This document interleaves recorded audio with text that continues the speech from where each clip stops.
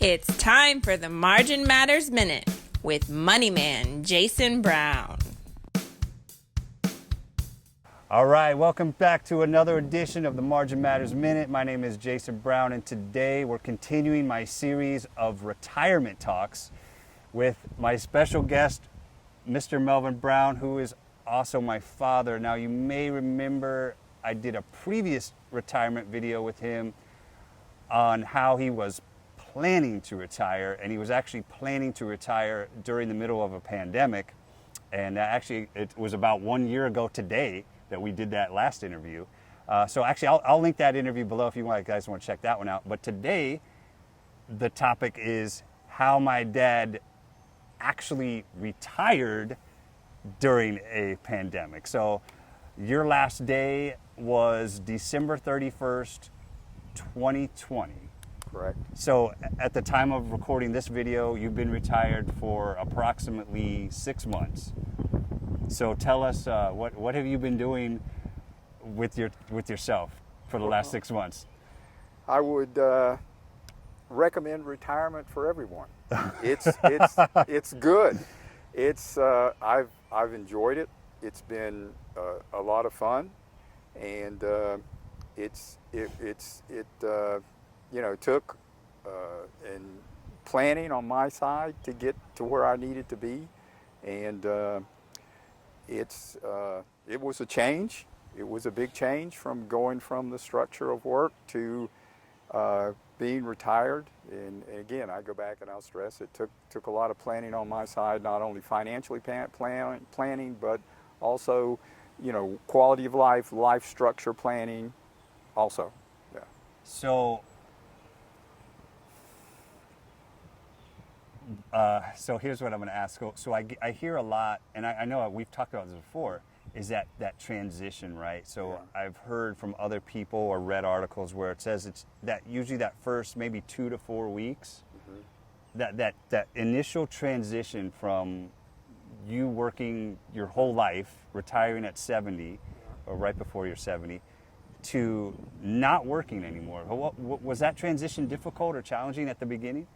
It was difficult and it was challenging. The work structure, your everyday work is very structured. In my job, I had meetings, I had conference calls that were scheduled, I had deliverables that were scheduled, I had reviews of documents that were scheduled.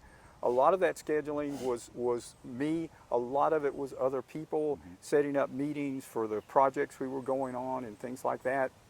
And when you walk out of the office and retire, all that structure is gone. Okay. I mean, if you will, there are no more deadlines. There are no more meetings that you have to be at 10 o'clock in the morning, or there's not a late deliverable that you've got to work extra hours to get the review done to get out. All that goes away. And just to kind of tell a sidebar story, you talked about the first couple weeks. Yeah.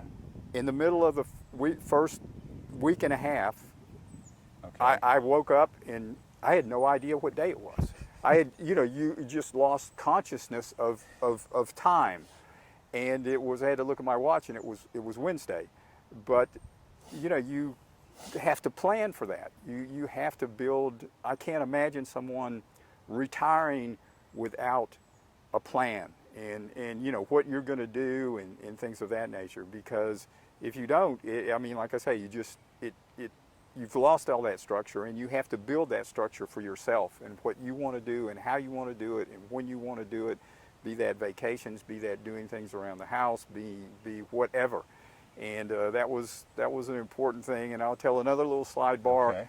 The second thing I probably did was I had a whiteboard. Okay. And that was my structure. I would write what jobs around the house needed to be done, the yard needed to be mowed, what other things I needed to do, and it's a continuously evolving dynamic list of things on the whiteboard. Okay. And I can go down and look at it and see what I'm supposed to do that day in the week to come. That's really good. Now, when you were saying all that, I was thinking of that famous quote that people say, and I know I've said this to you before too, is everybody knows what they're retiring from. Yeah. But Yep. what are you retiring to? That's Yep. the question, is what are you going to retire to? Because you can't go play golf every day. You can't go, travel every day. You can't go have steak dinners every night. I mean, you can, but it kind of gets old after 2 weeks. So that's the big question, right? Is we all know what we're going to retire from. We're retiring from work. We're retiring from horrible traffic and commutes and meetings and deadlines. We know that. But what are we going to retire to? What are you going to do? And that, it sounds like you've developed a plan with this. Now, where do you keep the whiteboard? Is that inside the house? It's inside the house. Okay. It's in the basement. Okay. And that's a good thing to keep structured, right? Yeah. To keep busy, to know what you're doing. So, do you want to share any type of specific maybe activities or projects you've been doing in the last 6 months that keeping you busy? Before I retired, I started thinking about, what I was going to do, and I some of the things that I was interested in doing and never had a chance to do, during the work time of my life. I planted a garden. Okay. I started spending a lot more time working in the yard, cleaning up the yard. I enjoy the outdoors. I plan a hike, if you will, a couple, 2-3 miles with the dog. Okay. Try and do that at least once a week. Big dog walk for her, and go to some of the local parks around the area up in Cherokee County, and the wife has, if you will, a honey-do list. I'm sure. Keeps adding to it. Right. And I enjoy doing things like that. So That's good. so those are just some of the things that I kind of fill the day with. Okay. Now, you mentioned quality of life. So tell me about that. So I know you dealt with a lot of stress and stuff. We all deal with stress, work stress and stuff, commute. We live in Atlanta, so the traffic is not good in Atlanta, Georgia, if you may not know. It's horrible. So what have you noticed, like maybe lower stress levels, better quality of life? Yeah, yes. In regards to driving driving and things like that, I used to spend probably, 40 to an hour and a half to 2 hours a day in commute time. I spend, and that's daily. Right. I probably don't spend 2 hours a week now in a car. Wow. I mean, That's the life places changing. you go, you go to the grocery store, you go to the drugstore, you go to one of the hardware stores or Right. something like that, and that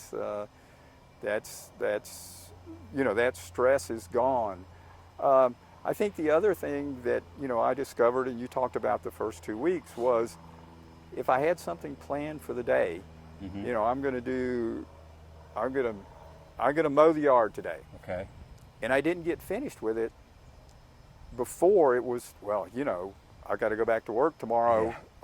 It's not going to get done for another week probably. And now it's like, oh, okay, I'll finish it up tomorrow. You have the flexibility that, there is not a crunch schedule on you. There's not deadlines on you. And you can. It's a different mindset. Different mindset, absolutely. Good words. Cool, thanks. They tell me I'm a wordsmith, so. So let's go to the next question. How did you know when it was time to retire? I think there were two primary issues that I looked at. Not issues, but boxes I looked at. Let's just call them boxes. One was financial. Okay, right. Was I financially able to retire? Had I reached my financial goals that I could live with the money that I had set aside and live there reasonably comfortably? And the other one was work. I was involved with some very large projects for our client, very important projects for them, and I wanted to make sure that I left at a time where I would not disrupt those projects. Right. And at the end of 2020, it was a time where there were projects that several of the major reports were going in for review, and that was going to take 30 plus days, and it was just, I felt a good opportunity for me to step away. Gotcha. And during that not a slowdown period, but that period of when they were going out to federal and state reviews. I see. Very good. Now, we might have touched on this before a little bit, but of course, you were actively planning and retiring during a global pandemic. So yes. Did that present any challenges or change your timeline at all? It didn't. Financially, I mean, this sounds flippant, but it is what it is. Right. I mean, it's out of my control. Right. It's out of everybody's control, really. Right. But it is what it is. I had put a plan together. I had reached out to my financial planner, and it was like, let's just keep going. Let's just move it ahead. You've got a schedule set up. Let's just keep on it. I guess the one thing it did, and I'm not saying it, and I'll spin this so it was more of it was an impact on what I had planned to do. There were some activities that I wanted to get involved in early on in the retirement. Mm-hmm. Some volunteer work, some becoming more physically exercising more, mm-hmm. Probably joining a gym and things like that. Right. Obviously, those were taken off the table, and I look back now after 6 months, and I can say that was probably a good thing, because I was probably not ready at that early stage in retirement to really commit my time and commit to things. And I've heard other people talk to me, and I talked to a lot of people before I retired, and it was like, don't plan anything until after the first 6 months. And some people said, don't plan anything to do anything, to get involved in anything until after the first year. Don't volunteer your time and things like that. And I think, I'm not saying, and that slowed me down a little bit, which I think helped me. That's actually really good advice, I think, that what you just said about just, wait 6 months or a year before you, because you don't want to overcommit yourself into all these things where you're, kind of feels like you're still at work, like you've got all these commitments that you've made and you're trying to fulfill them. So that's actually really good advice. So now that you've been retired for 6 months and you can reflect a little bit, do you feel you made the right decision timing-wise? Timing-wise, I do. Okay. I guess, there were things out there, as I said, the pandemic was out of my control. Right. I just moved forward, and just it is what it is, and it's going to be what it's going to be, and just went forward. I feel good about my timing. Like I said, I left work. I felt I left at a good time. I left at a good time that was a good time financially for me, and and I had did some planning, put a plan together for the retirement, so it was good. Okay, cool. So and I'll add one other thing. I did wait until I was 70 to collect to start my Social Security, which gave me the maximum amount, which was another consideration. And we're going to talk about, that's one of the questions, that's some foreshadowing, so we're going to get to that, the Social Security talk in a little bit. Yeah. So we'll go over that too. So the next question is really, now we're kind of getting into the nuts and bolts, the meats and potatoes of all this, the money, the dollar talk. So without telling us how much money you have and you've saved and that's in your account, like to me, like generally speaking, like for someone like myself, younger generation, trying to plan, trying to figure out, do I even have a chance to retire? I mean, what is there like a target dollar amount that I should shoot for, or maybe a percentage of my paycheck that I should try to save? You get so much different information on the internet about this. Is there anything that you can tell me, just kind of like general guidelines on any of that? Yeah, I don't know. When I started looking at it, there was this thing. You got to have $1 million. Yeah, that's right. To retire. That was the benchmark. Yeah, the benchmark. And I looked at that, and it was like, well, how do you? I guess I took that benchmark and backed into it, if you will. Okay. How much am I making now? How much am I spending now? Mm-hmm. I went back and looked. I built a Excel spreadsheet and put down every bill I had. Okay. How much I was paying for electricity, for gas, for internet, for car gasoline, car Wow. maintenance, car insurance, house insurance, and all that, and looked at that and said, this is what it cost me to pay the bills, groceries and things like that on a monthly basis. And Okay. you added some growth factor to that. And then I looked at that and I did the math and multiplied that by 12 months and just worked it from there and got to the point financially where I had that money and obviously more to do things, to go Okay. places for vacations and things like that, and said, that's enough. Okay. And I'll go back to your question directly. For you Yeah. and other people, it's going to be different. Right. I mean, right.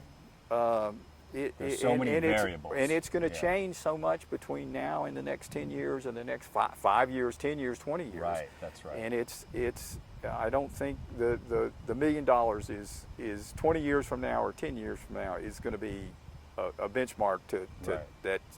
that's realistic. I Yeah, guess. that's true. A lot of it's based on what type of lifestyle you want Yep. to live. Are you going Yep. to be frugal? What, like you said, what are your expenses? Yeah. What do you want to travel? Do you want to, do you want to live lavishly, or do you want to just live frugally? And also, I think it depends on how old, how much longer you're going to Yep. live, right? What Yeah. nobody knows that. Yeah. You could live 5 more years, or you could live 30 more years. And I Uh-huh. think that one of the greatest fears of the retiree generation is outliving their money. Yeah. Yeah. That's, I think, a tremendous anxiety for a lot of people that are in their retirement season is outliving their money. And obviously, if you retire at 50 years old versus 70, obviously the 50-year-old would have to have a lot more money saved up, I would assume, Yeah. than someone who retires maybe at 70 or 75 or 80, right? Yeah, and you've saved money obviously and planned for your retirement, and you've got money in your accounts, in your stock accounts and things like that, your retirement accounts, and obviously that's going to draw interest, and that was another thing. The financial planner sat down with me and he said, his figure was 4 to 5%. Okay. We can make that much money every year for you. If Okay. you draw off 4 to 5%, you'll never touch the principal. Wow. And okay. and if you pull 6%, look at the numbers and see where it's going. And Okay. and again, I don't think I said this, but Okay. it's also the quality of life you want to live. Right. Right. I'm a simple person. I'm not extravagant. You don't and- have any debt. Yeah, don't have any debt. No debt. Yeah. Yeah. So that factors into it Yeah. too. Like you don't have a mortgage, you don't Yeah. have car payments, Yeah. or any other credit card debt, or some people Yeah. still have student loan debt. When they're older. So that's another big thing is what debt are you carrying? Yeah, you bring up a real, that was to me an important issue, because I worked hard for many years to get out of debt. Okay. And I remember the financial advisor, we were looking at purchasing, we needed another car, a new car, well, a new car for us. Right. A new used car. A new used Yeah. car, yes. Yeah. There you go. And it was, I talked to him about, interest rates and stuff like that, and he looked back at me and he said, I know how much money you have. He said, why would you borrow money?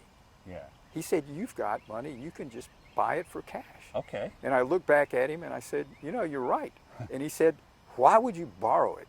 And, that was kind of an awakening for me, Yeah. that you've put so much effort into it, you've worked hard, you've got yourself out of debt. Now you can work with cash. That's great. Yeah. That's great. That's a great position to be in, for sure. It gives you more options, more leverage, more opportunity, and you have more choices, I think, right? Yeah. So that's good. So we're going to shift gears a little bit. Now we're going to talk about at the company that you retired from. Yeah. They actually offered they were an employee-owned, or Yep. they still are. They're Yep. an employee-owned company, which means that you can purchase stock. So I think it's called an ESOP program. Yes. And so you have the opportunity to purchase company stock because it's a company an employee-owned company. That's what I'm trying to say. So tell us about how. I know I've been asking you a lot of questions about, hey, what happens to your company stock when you retire? How does that whole process work? Do you have to cash it out, or can you leave it in there and let it grow more? What is it? What happened with that? Well, I made, and I'm not sure I can answer all those questions, Sure. but I made the decision to cash it out. Okay. I mean, I look back on that, and I feel it was a very wise investment for me. Okay. The company did very well. The stock grew very well, and I have no regrets about investing in the company, in their stock. I was able to, cash it out after I retired, and I just moved it into a, excuse me, one of my retirement funds. Okay. And there were a couple reasons for that. I guess, I guess the primary reason, it gave me access to it. Okay. Right. It was in the retirement account. I could get to it, whereas if it was still in the stock, it would be cumbersome to get to. I see. And that was one of the driving forces to move it. Okay, yeah, that was actually going to be my second part of that question was you cashed it out, and then what did you do with it? So you moved it into a retirement account. So the account that you moved it into, does that have the opportunity to grow? Oh, yeah, absolutely. Okay, so you're gaining interest on that. Absolutely. Okay, yeah, that's okay. So that sounds like a good move. So let's shift gears to Medicare. Yeah. Okay, I will be honest, I don't know anything about Medicare. I don't know the difference between Medicare and Medicaid. Yeah. Right? But I think Medicare is what you can, it's health care, right? Yeah. So explain what it is and the process of getting it. It's the government's form of health care that you qualify for when you retire. Yes. Is that right? Yeah. So just tell us the whole process of that. Well, I'll hit the high, hit the high level yeah. here. Yeah, there you go. And when when we left the company, when I retired, the health insurance that they provided for us was no longer there. Okay. So, you go to Medicare, which is the government provided health insurance. Right. And it was again one of these things that in the way I approached it, I planned for it. I started looking at it, 6, 8 months, maybe even a year before I retired. I listened to, there was the state of Georgia has an office, a facility, an administration, and they give webinars and training, and I sat in on those and listened to those. There were, the open meetings, the Zoom meetings where you can ask questions and stuff like that. And also I did that for Social Security, so I could learn as much as I can. And bless the federal government's heart, they have a portal now. I'm not sure how long they've had it, that brings both Social Security and Medicare together. And you register to that, and you get your passwords, and there's some security you have to go through to make sure that everything that's there is protected, and you can go in there and you can work. Social Security and Medicare sees what you're doing, and they're working together now. Then I think in the past there wasn't that much communication between the two, and yes, working with the federal government, there's paperwork, there's documents that need to be signed, there's time periods of 30, 45 days that you have to wait for things. That's why it's good to start, 6 months ahead of time. But overall, I can't, the wife and I called Medicare, we've called Social Security and asked questions and got live feedback from those people. And it was much, much easier than we thought it was going to be, or at least I thought it was going to be. And the people that helped us were very professional and very, very helpful, and were willing to do things for you and help you get through the transition going into Social Security and Medicare. And like I say, it's just, I'll stress again that this is something that I look back on, and I'm glad I started 6 months, 8 months ahead of time, because again, you submit a document to the Social Security or Yeah. Medicare, it's at least 30 days Okay. before you hear anything back. It's usually longer than that, and Right. that's not a criticism. It's just it is what it is. It's just the way it is. Well, that's good advice to let people know.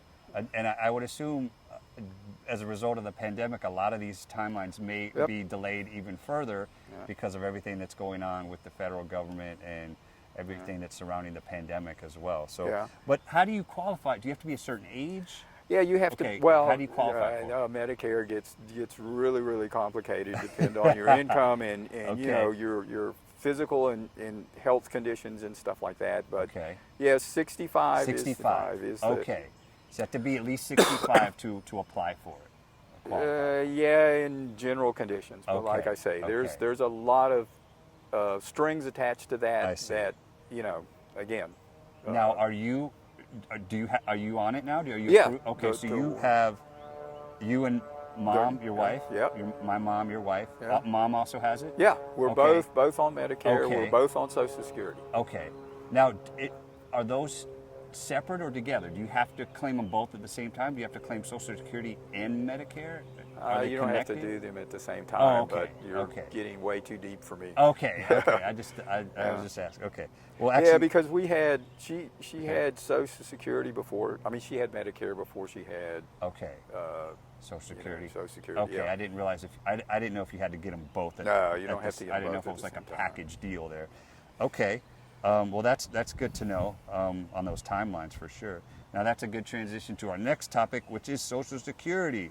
So talk about the process of claiming Social Security, and there's a strategy involved because I think from what I researched on the internet, I think you can claim as early as 62 years old. Yeah. But you can actually wait till 70, which is what you did, right? Yeah. So the longer you wait, the more money you're allowed to draw out. So Yeah. so share the whole strategy with Yeah. that. I guess I looked at the bump I was going to get when I hit 70, the delta in the amount of more money that I would get from Social Security, and it was, to me, in my financial plan, it was worth waiting. Okay. Belinda, my wife, I mean, we started hers at her 66th birthday, I Okay. think. Yeah, and just went ahead and started getting it in it, and so that was coming in, and had that income, and now we have both of them, mine and hers. So that's I Okay. get she gets a Social Security check, I get a Social Security check. I get on a monthly basis. I get a withdrawal from my retirement fund Okay. every month, and Okay. that's basically our income. Okay, I was going to ask you how. So the Social Security, it's a monthly Check. It's a direct deposit. Yep, from direct the government. deposit. Okay, Yeah. so it's a 1 month. It's Yeah. a monthly direct deposit, and then is your other one as well? Your Direct retirement. It's a fund is a monthly direct deposit. Yeah. Okay, okay. Well, that's good to know. Let people know that how that works. Okay, what other things can I do, or that you did? What other things can we do to plan for retirement besides we talked about the financial stuff? What other things can we do to plan for retirement? I know it was. I look back when I was in your shoes, so to speak. Okay, yeah. Working, family, small children, teenagers, stuff like that, and I know it was very difficult to save money and put away money for me in that time frame. Okay. I always got involved in the 401k plans at work. I always contributed as much money as I could. And it's important to do that. I mean, you should start saving as soon as you possibly can, even if it isn't very much. Just Okay. get the habit in place, Right. and increase it over time as you can. And get some retirement funds together and things like that as quickly as you can, and just let it build up over time. And like I say, it was difficult for me. It was difficult for me to get out of debt. You make habits with credit cards and things like that, and but I don't know. It's just discipline. I guess if I had to sum it up in one word, it's just discipline. Yeah, you said it best when you said it's difficult to get out of debt, and I always hear the famous quote is, it's very easy to get into debt, and it's very difficult to get out of debt. Yeah. And it sounds like you were kind of alluding to that as well. So that's what I always try to warn people about. Yeah. So the last few questions are a little bit more lighthearted here. So so we can have a little fun with these. What do you miss most, if anything, about working? That's an easy question. Okay, easy response. Okay, good. I miss the people. Okay. I really do. I was blessed with working on a very large project my last 4 or 5 years there, 4 years I guess. And it was a great project. It was run by great people, great leaders, and it was manned by a super great team of people. And I miss those people. It was great working with all of them. It was great interacting with all of them. It was great seeing them every day and working through the successes and the challenges and things like that. I certainly miss that for sure. Cool. And For sure, yeah. Anything else? I think that, the Just people, the people? Yeah. And the company I was with was a great company. It really was. It treated its employees great. It was, it certainly they deserve a lot of the credit too, because if they weren't so good at what they did, we would not have a lot of opportunities that we had to work on important, premier projects. That's good. Yeah, that seems to be the common answer is the people. Yeah. I ask that question to others as well, and that's the first answer. It's always, I miss the people. I miss the people I worked with and got to see. And I'll add one other thing to the people. And when I said people, I meant not only the people with the company, but the people on the client side. Right. Great people there too, and it was always a pleasure to work with them also. Very good. Now, what do you enjoy most about retirement? I think it's probably taken me almost 6 months to get to this point, but certainly the stress level is down substantially. Okay. And it's also getting up in the morning, and not that I didn't have fun working, but you're in control. I mean, I was going to mow the yard today, but I'm going to wait till tomorrow. And it worked. I got a deliverable today. I'm just going to wait till tomorrow. That didn't work. Yeah, you can't do that. You can't do that. And they don't like it when you do that. No, they don't like it when you do that. So it was you're kind of running the show, and you do what you want to do. Obviously, there are things that need to be done, but the schedule isn't nearly as tight. There's latitude. There's freedom. And you also have the opportunity now, the time to be able to do some of the things that you wanted to do but couldn't do. It sounds like the word that is in my head is complete autonomy. Yes, autonomy that will work. It sounds like you're expressing there. So that's really good. That's really good to hear. So are you sure you don't want to go back to work? Because there's a lot of people that are asking about you, and hey, how's your dad doing? And we could really use him. We could use his help. Are you sure you don't want to go back? Are you sure? I miss all those people greatly, and and I appreciate them, remembering me, and appreciate them asking about how I'm doing. And I'll get down there, and I'll get together for lunch sometime soon. There you go. But I think I don't know, this may sound really selfish or self-serving, but I feel that I worked hard all my life, and I deserve this. Yeah, you do.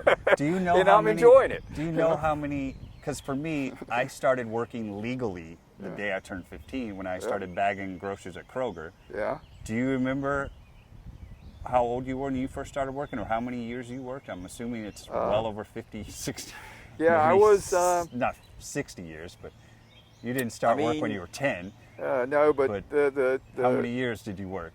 I think I was able to actually, I mean, it was certainly, I mean, you could start work at 14 when I was growing up. That's right. But, you know, I was doing jobs. I grew up in the citrus industry, and on the weekends, you know, you would go out and work Saturdays and hoe trees and fertilize and drive tractors and stuff like that. And at the end of the day, they would hand you, you know, cash. And, you know, I'm sure it was off the books and stuff like that, but Right. I'm sure I was How old were you? 13, 13? something like that. Okay. You know? Okay.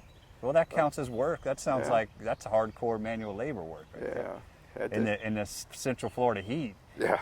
doing that. So 13 to 70. Yeah. So that's You don't need to do the 50, math, 60, but if you want to, you 50. can. Let's see, 20 to 70, 53, 57 years. Is that right? Yeah. 57 years. That's see how I'm a mathematician here.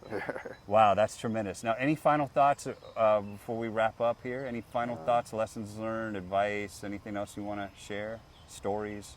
No, I think you had some good questions Yeah. and went through a lot of the things that I had thought about, and I'll just say I'm enjoying it. That's It's good. a lot of fun.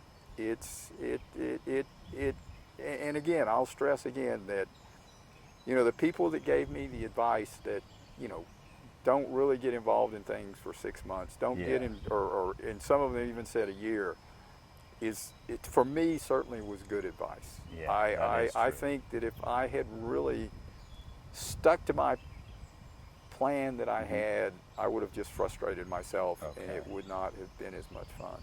That's real good advice, actually. I actually had not heard that advice, so that makes a lot of sense. But, and again, I'll go back to the structure. If you've worked 20, 30 years, 40 years, whatever, and you know, you walk out the door that last day in the afternoon, you know, all that structure is gone, and that was a challenge that for me that I had to reconstruct that structure. Yeah, And, you know, that's what am I good. going to do tomorrow? What am I going to do Friday and next week and stuff like that? Yeah, that's And- good too. That's a real good thought. So to prepare for that. Yeah, yeah. In your own way, prepare for a new mindset of a different type of structure. Yeah, and you touched on it, and I'll go back to the word we've used several times, is that's plan. I can't imagine just walking out the door and I'm done. It just blows me away to even I'm sure some people have done that, but I can't imagine that it, you know, you need to think through it. You need to think about it. You need to plan for it. Your finances need to be in order. Your plan for your quality of life and what you want to do with that, with your life during retirement, has to be in place. Or, you know, some ideas or things that you want to do. Your bucket list, I guess people call it. Yeah, that's right. But you know, I would encourage people to, you know, to start thinking about it in advance, for sure. Yeah, that's really good.